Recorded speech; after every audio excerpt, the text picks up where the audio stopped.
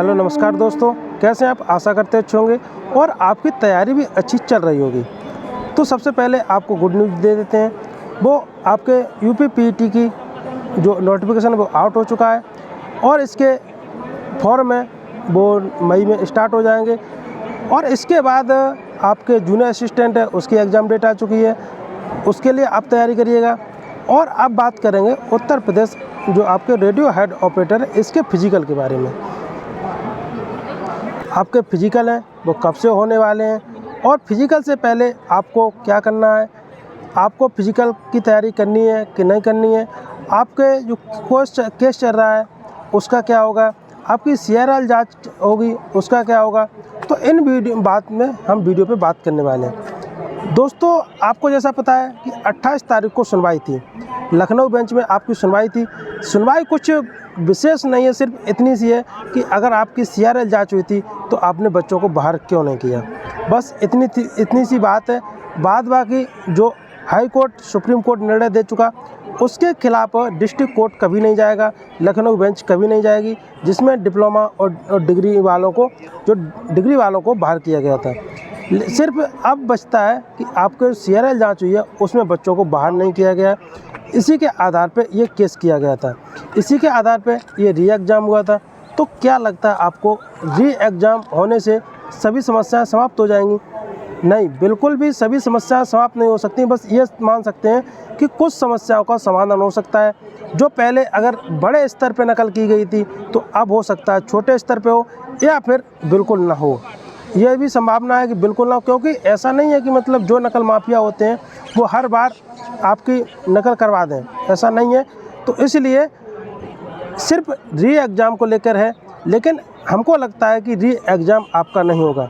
इसका कारण क्या है, इसका कारण भी बता देते हैं। क्योंकि 28 तारीख को लखनऊ बेंच में आपकी सुनवाई थी, बिल्कुल री एग्ज़ाम पे लेकर सुनवाई थी। अगर उनको री एग्ज़ाम देना होता है या फिर भर्ती को लेट करना होता है, ये ऑलरेडी भर्ती लेट हो चुकी है, अगर इनको भर्ती लेट करना होता है तो ये मई में भी डेट दे सकते हैं, जून में दे सकते थे, इसके बाद भी आपकी सुनवाई की डेट दे सकते थे, लेकिन इन्होंने ऐसा नहीं किया। इसका मतलब सीधा यही है कि भर्ती बोर्ड भी चाहता है कि हम जितनी जल्दी हो सके उतनी जल्दी इस प्रक्रिया को समाप्त कर दें। अब आपको पता है कि असिस्टेंट ऑपरेटर और असिस्टेंट वर्कशॉप है, इसके मेडिकल हैं वो 5 से स्टार्ट होने वाले हैं, वो वर्कशॉप के होंगे। और उसके बाद 2 दिन में 5-6 में इनके मेडिकल समाप्त होने के बाद 7 से स्टार्ट होंगे, वो असिस्टेंट ऑपरेटर के हो जाएंगे। अब असिस्टेंट ऑपरेटर के मेडिकल लगभग 1 हफ्ते चलने वाले हैं। इनके मेडिकल समाप्त होने के बाद ही भर्ती बोर्ड चाहेगी कि आपकी प्रक्रिया पूरी की जाए, यानी कि आपके फिजिकल पूरे की जाए। आपके फिजिकल हमको लगता है कि मई एंड में आपका कुछ नोटिफिकेशन आ जाएगा। जैसा कि हमने पहले भी आपको बताया कि मई में आपके लिए कुछ सूचना दी जाएगी कि आपको फिजिकल कब से हैं, आपके फिजिकल कब से कराए जाएंगे। तो मैं अभी भी आपको बोल रहा हूँ कि फिजिकल की डेट है आपको मई में 99% मिल जाएगी। आपका हमारे हिसाब से ना ही आपका री एग्ज़ाम होगा और ना ही ये भर्ती कैंसिल होगी। तो आप बिल्कुल फिजिकल करते रहिए। जहाँ पे आपको 2 घंटे फिजिकल करना है वहाँ पे अभी आप 1 घंटे फिजिकल करिए। फिजिकल कोई बड़ा नहीं है, बस आपका माइंड सेट होना चाहिए, आपके अगर अंदर जुनून होना चाहिए कि इतना हम फिजिकल कर सकते। फिजिकल कोई ज़्यादा बड़ा नहीं है, तो आप बिल्कुल फिजिकल करिएगा। क्योंकि अभी ज़्यादा गर्मी पड़ रही है तो सुबह शाम, सुबह जल्दी कर लिएगा और शाम को थोड़ा लेट करिएगा तो आपका फिजिकल हो जाएगा। बाद बाकी यूपी पैट का आपका नोटिफिकेशन आ चुका है, थोड़ी तैयारी भी हो जाएगी। आप फिजिकल थोड़ा कम करेंगे तो आपकी तैयारी भी हो जाएगी। इसके बाद आपके जूनियर असिस्टेंट है उसका भी नोटिफिकेशन आ गया एग्ज़ाम के लिए, तो उसकी 29 जून को एग्ज़ाम डेट है, तो उसकी भी तैयारी हो जाएगी।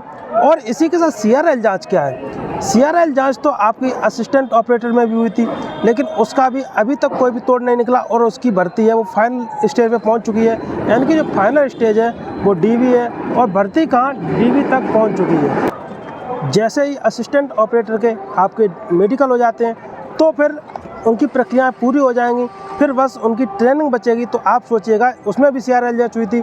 अब CRL जांच में क्या होगा, अगर CRL जांच आपकी होती भी है तो जिन लोगों ने नकल की थी उन लोगों को पकड़ के बाहर कर दिया जाएगा, जो कि अभी तक नहीं किया गया। जबकि CRL जांच पहले भी हुई थी, जो IIT कानपुर ने की थी, वो हमको आपको लेटर भी दिखा सकते हैं कि हाँ, ये IIT कानपुर ने की थी, उसकी रिपोर्ट भी दी थी, लेकिन CRL जांच का कोई भी प्रभाव नहीं पड़ा। CRL जांच वैसे ही असिस्टेंट ऑपरेटर में हुई थी, लेकिन उसका भी कोई प्रभाव नहीं पड़ा। अंतिम में जब उनको बाहर नहीं किया गया तो आपकी कट ऑफ बढ़ गई है। यही है, हमको लगता है कि इसमें ज़्यादा कट ऑफ का अंतर नहीं आएगा जितना कि आपका असिस्टेंट ऑपरेटर में आया था। बाद बाकी कट ऑफ के लिए ऑलरेडी हमने आपके वीडियो बना दिए हैं, उतने अगर आपके नंबर बनते हैं तो आप बिल्कुल तैयारी करिए फिजिकल की। अगर उससे थोड़ा बहुत कम ज़्यादा ही बनते तभी आपको फिजिकल की तैयारी करनी चाहिए।